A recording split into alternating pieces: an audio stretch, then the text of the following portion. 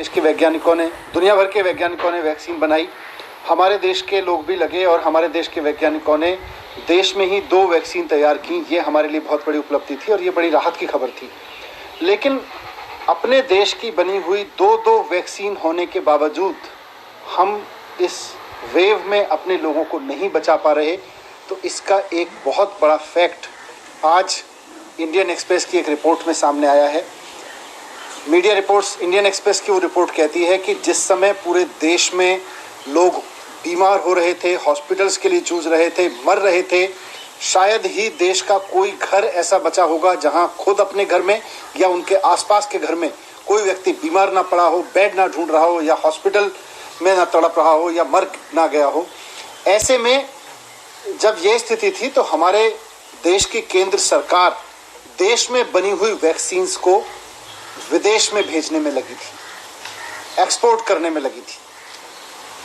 जब Indian express की मैंने सुबह रिपोर्ट पढ़ी और उसके बाद मैं भी भारत सरकार की उस वेबसाइट पे गया तो मैंने देखा कि ये 93 देशों की लिस्ट है जिनको भारत सरकार ने पिछले 3 महीने में वैक्सीन बेची है।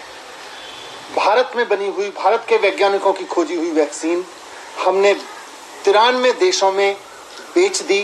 6.5 करोड़ वैक्सीन की डोजेज हमने दूसरे देश के लोगों को भेज दी।